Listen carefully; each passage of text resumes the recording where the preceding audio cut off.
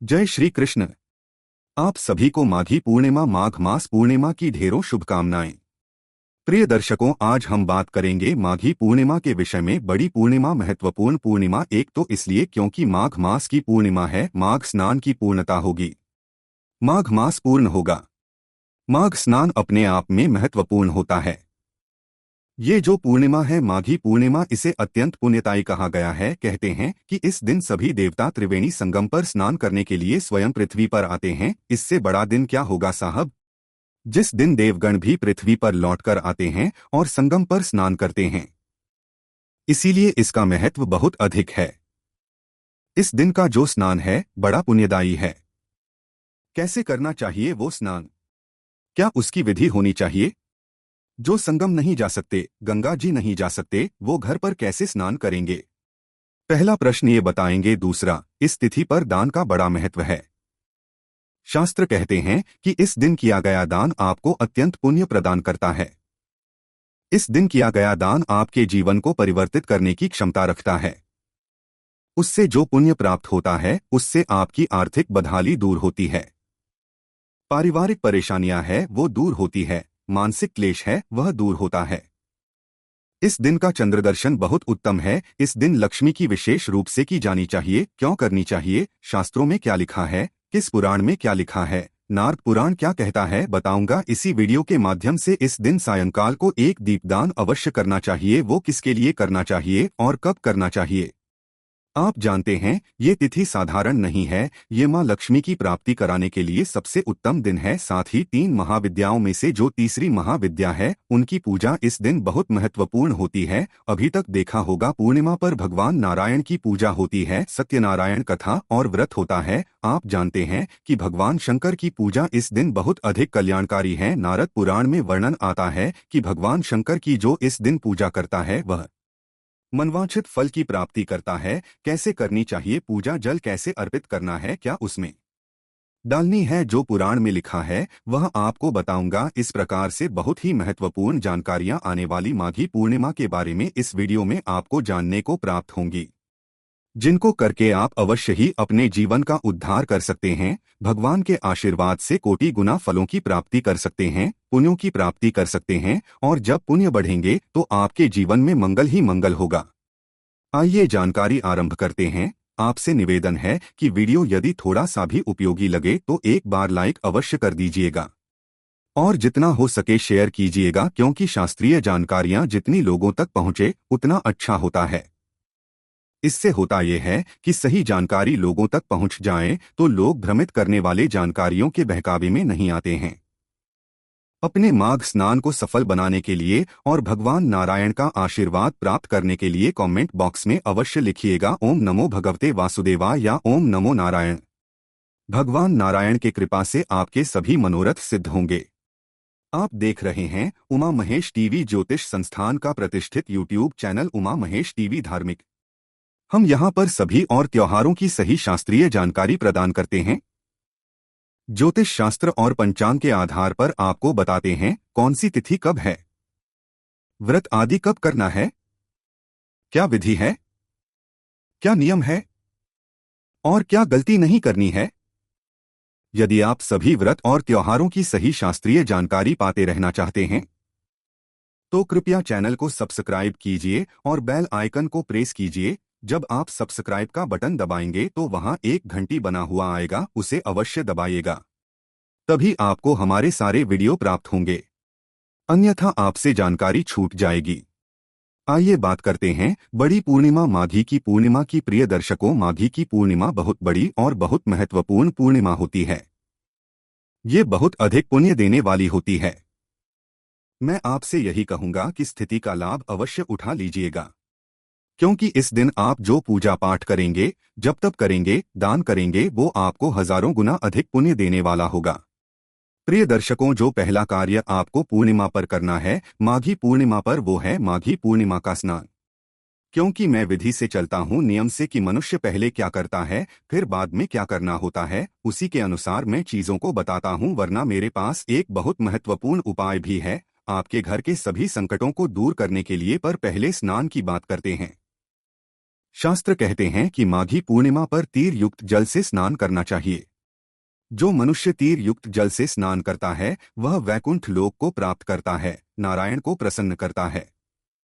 इसीलिए इस दिन आपको तिलयुक्त जल से स्नान करना चाहिए।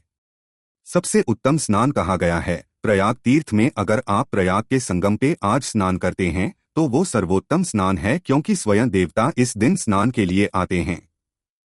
पर सबके लिए संभव नहीं है कि वहां जाके स्नान किया जा सके, और सब चले जाएंगे तो फिर वहां आ भी नहीं पाएंगे सारे।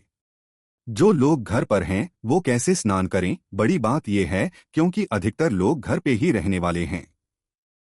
तो शास्त्र माघी पूर्णिमा के दिन संपूर्ण जल गंगा में हो जाता है, अर्थात आप जो भी स्नान करेंगे। माघी पूर्णिमा का ये फल है, ये प्रताप है कि वह सारा जल पृथ्वी पर जो भी जल है वह गंगाजल के समान ही होगा और गंगाजल के समान ही पुण्य देने वाला होगा।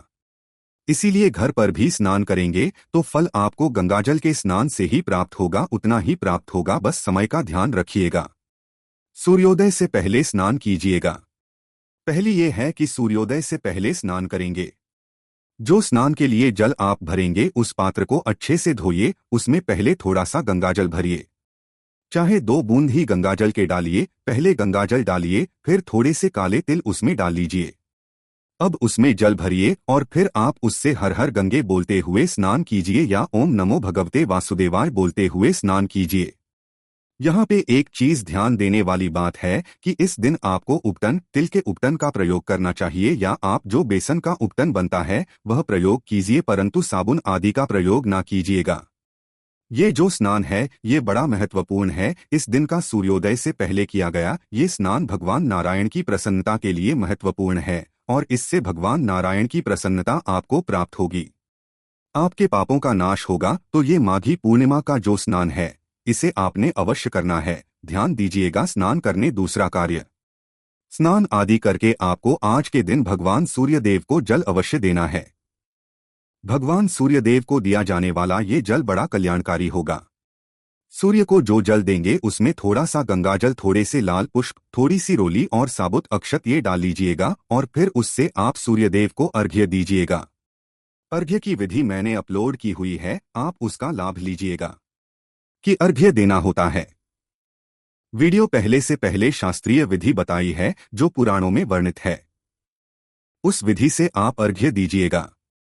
अर्घ्य देने के लिए जो समय होगा ना, क्योंकि माघी पूर्णिमा पर सूर्य उदय होगा 7:13 पर। अधिक से अधिक समय है 9:13 तक, क्योंकि सूर्योदय से 2 घंटे के अंदर अंदर आपको अर्घ्य दे देना चाहिए। उससे अधिक समय लगाते हो अगर आप तो आपको एक पश्चाताप अर्घ्य देना पड़ता है, फिर विधि बदल जाती है। सूर्य को कब आप अर्घ्य दे रहे हैं उसके अनुसार विधि तय होती है।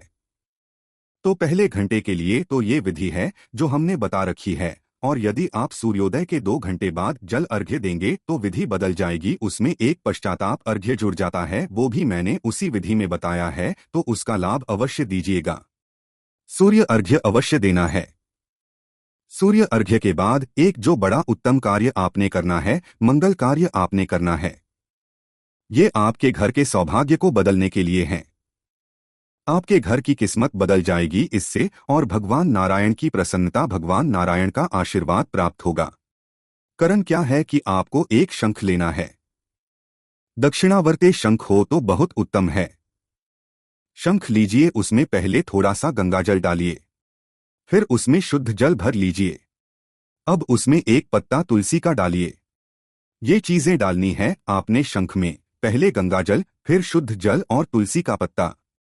अब शंख को आप भगवान नारायण के ऊपर, भगवान नारायण का जो भी स्वरूप आपके पास है, चाहे लड्डू गोपाल की प्रतिमा है, चाहे शालिग्राम भगवान है, या भगवान नारायण की कोई तस्वीर है, उनके या तो 3 बार घुमाइएगा, या तो 7 बार घुमाइएगा, और या तो 11 बार घुमाइएगा। इस प्रकार आपने घुमाना है। प्रतिमा है आपके पास तो प्रतिमा के ऊपर, और अगर आपके पास तस्वीर है तो भगवान की तस्वीर के ऊपर। और उसके बाद ये जो जल है ना, इसके छींटे पूरे घर में दीजिएगा, और जितने भी परिवार के सदस्य हैं सबके ऊपर इस जल के छींटे दीजिएगा। ये कार्य आपकी किस्मत को बदल देंगे। आपकी किस्मत बदलेगी। घर में कोई होगी वो सब बाहर चली जाएगी। आपकी किस्मत में कोई नेगेटिविटी होगी वो सब बाहर चली जाएगी। इस कार्य को इस पूर्णिमा पर आपको अवश्य करना चाहिए। ये आपके परिवार की भलाई के लिए है। नारद पुराण में वर्णन आता है कि माघ मास की पूर्णिमा के दिन यदि मनुष्य तिल या सूती कपड़े या कंबल या आभूषण, रत्न सर की टोपी, पगड़ी, उपाधान अर्थात जूते ये सब अपनी सामर्थ्य के अनुसार दान करता है तो पुराण कहता है कि इससे मनुष्य को स्वर्ग लोक के सुख की प्राप्ति होती है। तो ये दान की वस्तुएं हैं जो नारद पुराण में वर्णित हैं। मैं फिर से एक बार बता दूं, तिल, काले तिल विशेष महत्वपूर्ण होती है। तिल का दान इस दिन बड़ा कल्याणकारी है। तो तिल का दान कीजिएगा। तिल, जूते, कंबल या सूती कपड़े या स्वर्ण दान, रत्न, आभूषण का दान, ये सब मनुष्य को दान करना चाहिए। और कितना करना चाहिए? सामर्थ्य के अनुसार, आपके वैभव के अनुसार। सीधा लिखा है पुराण में कि जितना भगवान ने दिया उसके अनुसार दान दीजिए। कोई अधिक पैसे वाला है उसको अधिक दान करना चाहिए। जिसका पैसे की कमी है तो अपने सामर्थ्य के अनुसार करें, लेकिन सामर्थ्य के अनुसार दिया गया दान ही फलित होता है, इसका हमेशा ध्यान रखना चाहिए। तो इससे ये दान देना है। किसको दान देना है? सबसे पहले ब्राह्मण को दान देना है। उसके बाद आप किसी गरीब की सहायता के लिए दे सकते हैं, कहीं अनाथालय में दे सकते हैं, वृद्धाश्रम में दे सकते हैं, या आपके आसपास कोई साधु हैं, महाराज हैं, उनको दे सकते हैं। और जो वस्तु आदि ना ला पाए उनके लिए शास्त्र कहते हैं कि आप धन दान दीजिए, अर्थात पैसे का दान दीजिए। पर आपने आज दान अवश्य करना है।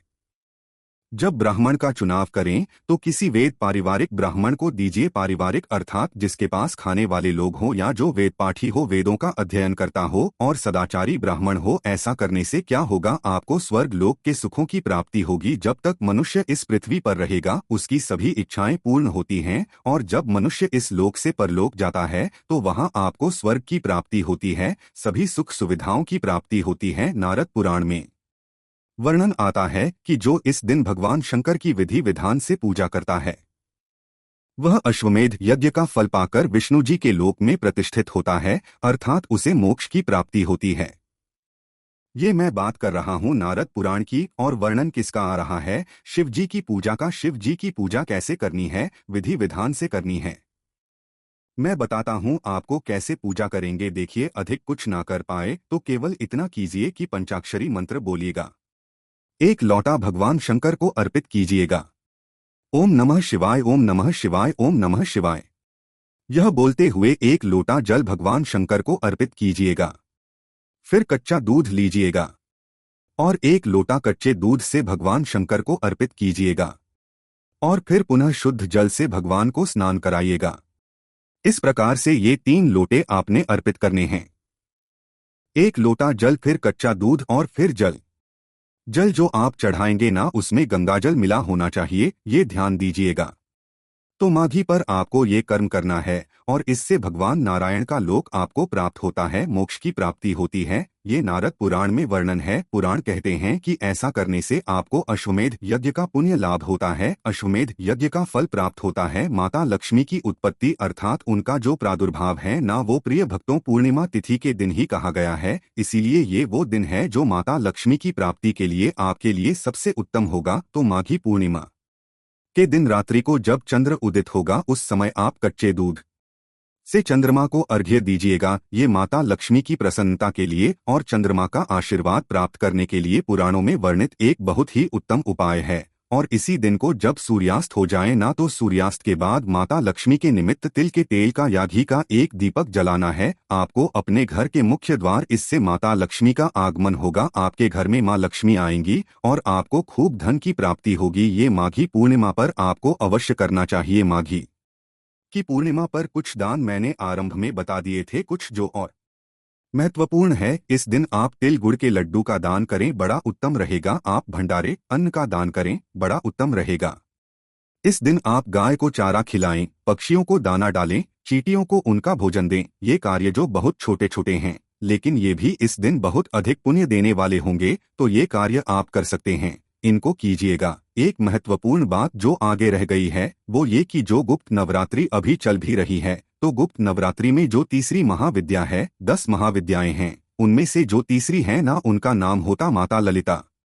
इनकी जो उत्पत्ति है ना वो भी शास्त्रों में इसी माघी पूर्णिमा पर ही हुई थी, ऐसा वर्णन आता है। और माता ललिता जो है वो मोक्ष और धन संपत्ति दौलत और ऐश्वर्य प्रदान करने वाली है। तो इसीलिए इनके निमित्त इसके दिन आपको माघी पूर्णिमा के दिन आपको श्री यंत्र की पूजा करनी चाहिए। तो इस दिन आप सूर्यास्त होने के बाद ये पूजा होगी। सूर्यास्त होने के बाद ध्यान दीजिएगा। सूर्यास्त होने के बाद श्री यंत्र की पूजा कीजिएगा।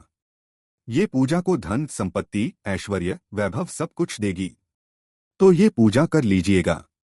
और अगर आपके पास ये ना हो, श्री यंत्र वैसे तो मिल जाता है सभी पूजा पाठ के दुकानों पर। अभी समय है, आप मंगवा लीजिएगा। और अगर ना मंगवा पाएं तो आप माता पार्वती का पूजन कर लीजिएगा। माता पार्वती का पूजन उसी प्रकार से पुष्प से स्नान कराइए, वस्त्र अर्पित कीजिए, धूप दीप नैवेद्य अर्पित कीजिए। जो सबसे बड़ा काम आपको करना है इस दिन वो है, एक मंत्र बता रहा हूँ, महालक्ष्मी का बीज मंत्र है। वो मंत्र है श्रीम श्रीम। जो मंत्र है उसकी कम से कम 1 माला नहीं तो 5 माला करने का प्रयास कीजिए। बहुत थोड़ा सा समय लगेगा उसको करने में। ये मंत्र आपके किस्मत बदलने वाला होगा। किस माला से करना है? रुद्राक्ष की माला से करें तो सबसे उत्तम है, अन्यथा आपके पास जो भी कोई माला हो उससे कीजिएगा। आप कहेंगे पंडित जी इससे क्या होगा? इससे आपके पास धन की आगमन की संभावनाएं बढ़ेंगी और जिनका धन है ना वो स्थिर होगा। धन आता भी है और स्थिर भी होता है। इसके लिए आपको ये मंत्र जप करना चाहिए।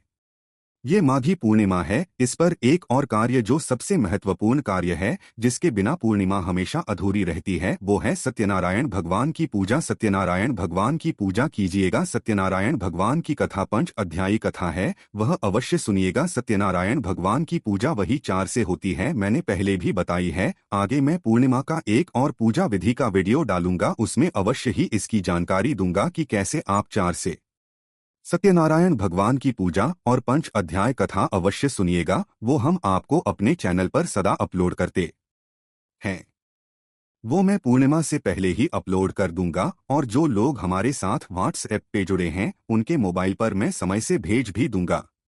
सत्यनारायण भगवान की पूजा जो है, पुराणों में इसकी महिमा बहुत अधिक कही गई है और कलयुग में तो भगवान सत्यनारायण सब कुछ देने वाले हैं, इसीलिए आपको सत्यनारायण की पूजा अवश्य ही करनी चाहिए। अब प्रश्न उठता है, पंडित जी ये माघी पूर्णिमा है, कब? इस बार तो बड़ा संशय उत्पन्न हो रहा है, क्या करें? देखिए, इस चतुर्दशी का क्षय हो गया है, 14 का क्षय हो गया है। इस कारण से पूर्णिमा तिथि जो है वो 1 फरवरी को मनाई जाएगी। क्योंकि पूर्णिमा की शुरुआत हो रही है 1 फरवरी को प्रातः 5:52 पर सूर्योदय से पहले ही। तो उदय तिथि मान के अनुसार 1 फरवरी को पूर्णिमा है, 1 को ही मनाई जाएगी। प्रिय दर्शकों, इस दिन रवि पुष्य योग भी बन रहा है। ये योग यूं तो भक्ति के लिए बहुत उत्तम है, दान पुण्य के लिए बहुत उत्तम है, लेकिन इसमें कोई भी शुभ मांगलिक कार्य नहीं करना चाहिए। इसको देव का श्राप है, इसमें किया गया कार्य कभी फलित नहीं होता। इसीलिए कोई नई वस्तु खरीदने का सोच रहे हैं तो न खरीदे। कुछ भवन निर्माण का कुछ मुहूर्त कर रहे हैं या कोई अन्य मुहूर्त करना चाह रहे हैं, शुभ मांगलिक कार्यों के लिए तो कोई भी ऐसा मुहूर्त इस दिन न कीजिएगा। ये सोच के कर लें कि पूर्णिमा है, नहीं, इस दिन रवि पुष्प नक्षत्र योग है, इसमें किया गया कार्य कभी सफल नहीं होता।